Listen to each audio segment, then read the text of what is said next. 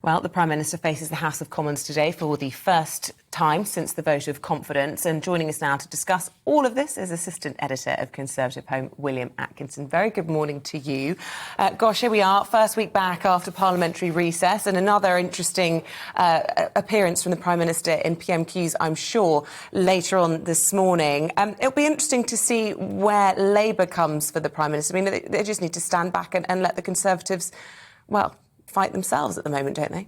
No, exactly. I don't think it's a particularly difficult job for Labour, and I think Keir Starmer's script has pretty much been written for him for today's PMQs, and all he needs to do is attack Tory infighting and suggest that the government is, for example, pledging tax cuts on the one hand while bringing the tax burden to its highest level in 70-odd years on the other, to suggest this is a government that has no idea what it's doing, that's living day by day by telegraph cover to telegraph cover, and where, as you say, the 40% of the Prime Minister's MPs want him gone. It's making the opposition's job awfully easy for them at the moment. Is he right? How do you mean? Is Keir Starmer right in defining the Conservatives that way, do you think? I mean, if you were advising... I guess what I'm saying is if you were advising Boris Johnson what to do next, what would you say to him? As an article, I think that I've just written for the Specky that should be coming up at some point today, suggests if I was the Prime Minister right now, I'd resign, because it's probably the best thing for his career. He can go back to the Telegraph, get his column back, finish his book on Shakespeare, make an awful lot of money, write his memoirs, establish the reputation of this government, and then allow whoever takes over to have 2 torrid years facing a cost of living crisis. And then when they go head into the electorate, he can establish himself as a... Hang on a minute. He just won a vote of no confidence on Monday night. You know, he has described it as decisive. Yeah.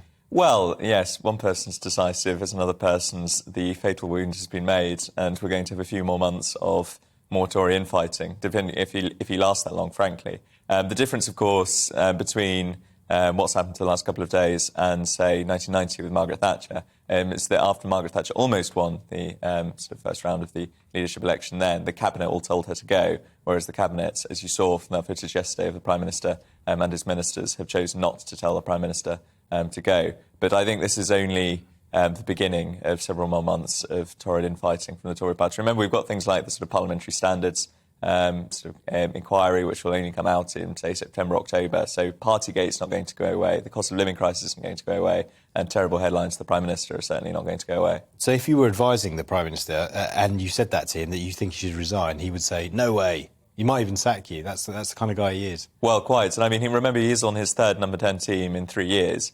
So he's not averse to sacking people when they give him advice that he doesn't like. And I think that's one of the fundamental problems of this government at the moment. As I say, it's living day by day, headline by headline. And the Prime Minister is not a man to hear bad news. And I think that's one of the fundamental problems. What about bringing in Jeremy Hunt as Chancellor, as being suggested on the front of the Telegraph this morning? I mean, that would do a lot, wouldn't it, to try and unite a party that, as you say, is fighting itself at the moment, could stop a bit of blue on blue. And he ran on the ticket when he went for leadership of United Together.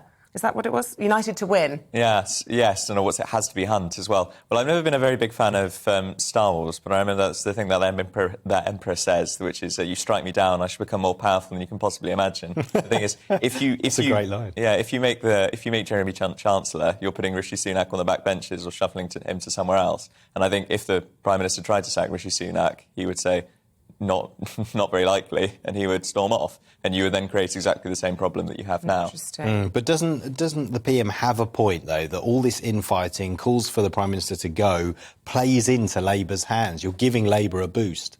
Well, certainly it does. I mean, as I said, just the opposition's work for them. But clearly enough Tory MPs have finally decided that they're fed up enough with the Prime Minister's leadership that, frankly, he is doing Labour's work for them and that he is leading the party to disaster.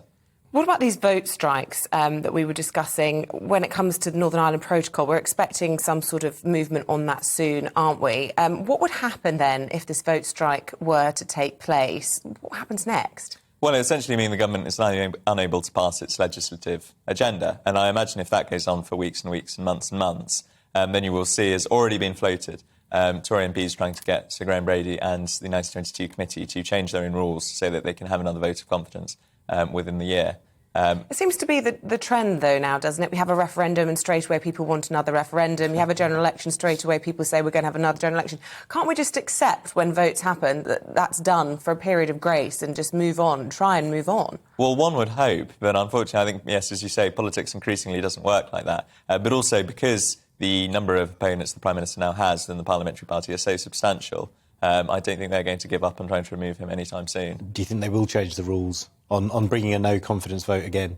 Well, I think they certainly will if the sort of political pressure on the Prime Minister remains as heavy as it is. Remember, with Theresa May, for example, in 2019, it was only about 6 months since the previous vote of confidence in her, and essentially she had become so unpopular and the European elections had gone so badly that enough MPs went to Sir Graham and said, well, could we have another vote of confidence, please? And Sir Graham realised that actually all of the rules are within his own power. So if he wants to hold another vote, they surely can. Yeah. Tax cuts would go a long way to appease the rebels, though, wouldn't it? Well, yes, but if you're a Tory MP currently demanding and thinking that you're going to get tax cuts, then I have a bridge to sell you.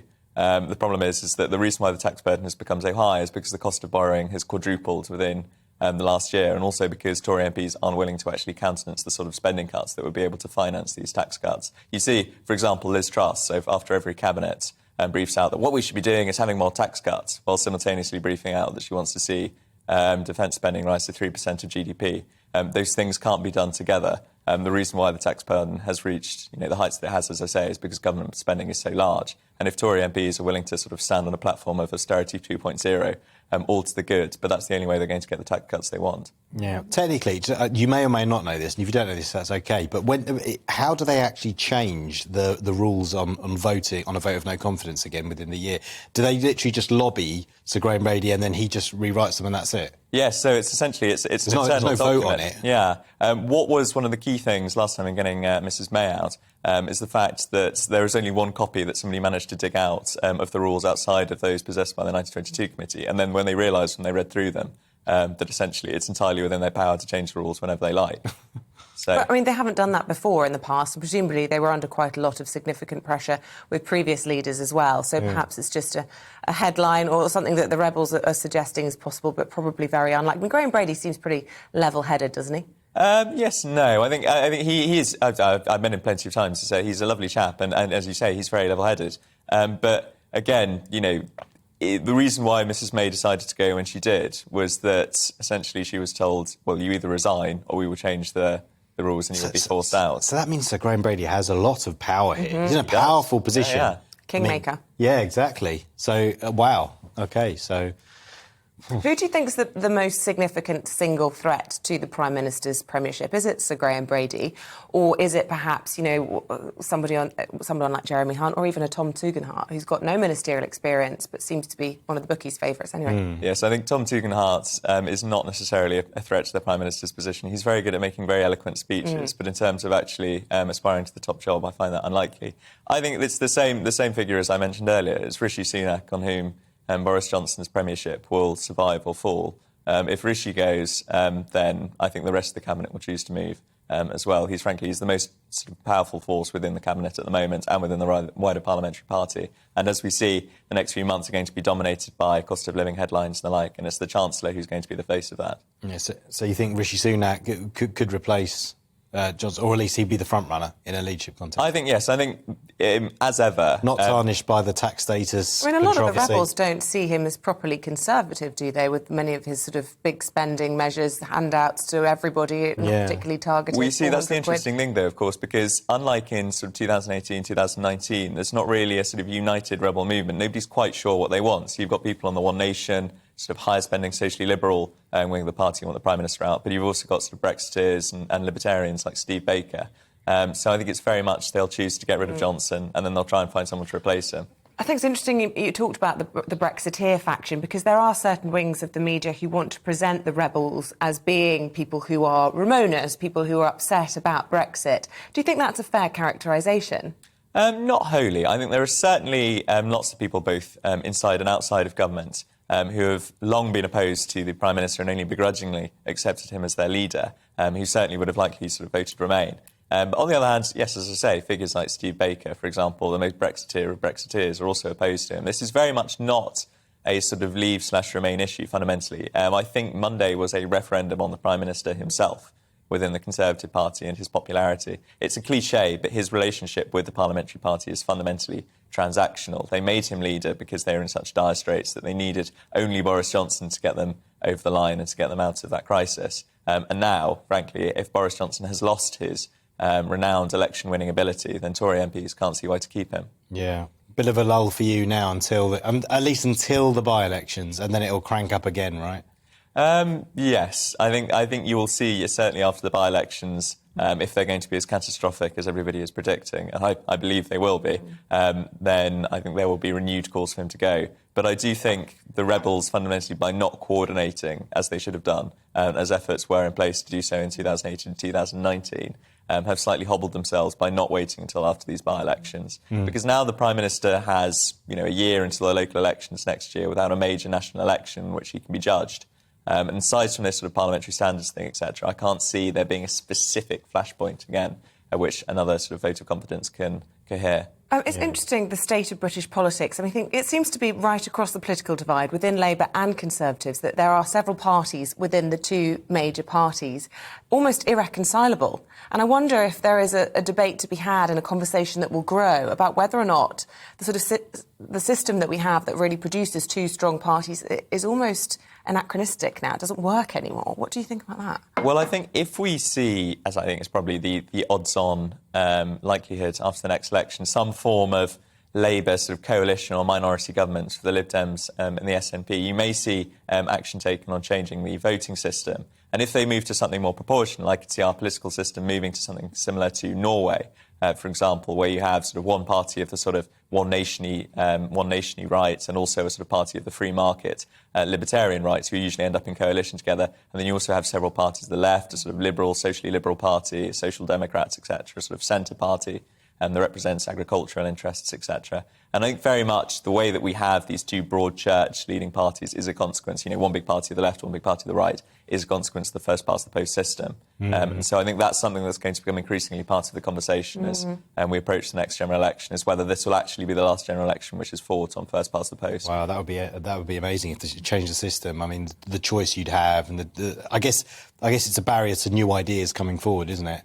With first past the post, because minority parties, as we saw with UKIP, who came, was it third in the vote in 2015 and ended up with 2 MPs? Yeah, and also you have sort of other anomalies. So parties which represent a sort of particular regional area, such as the SNP, nationally they get about 4 to 5% of the vote, but of course they are the third largest party in the House of Commons because they're only standing in Scotland. And if you were, for example, a unionist, as I am, if you were trying to do a sort of national system for elections, that might be one way of hobbling the SNP, which I don't think the SNP have entirely realised, because at the moment they sort of still support trying to reform the electoral system. And I think that's usually the case, is that Labour, the Lib Dems, etc., but especially Labour, usually talk a good game about electoral reform before they actually get into power. But when they've then won a majority on the first past the post system, all of a sudden they become quite fond of the first past the post. Welcome to politics. Isn't it? William, really good to talk to you this morning. Thank you so much you. for speaking to us. William Atkinson there, Assistant Editor of Conservative Home.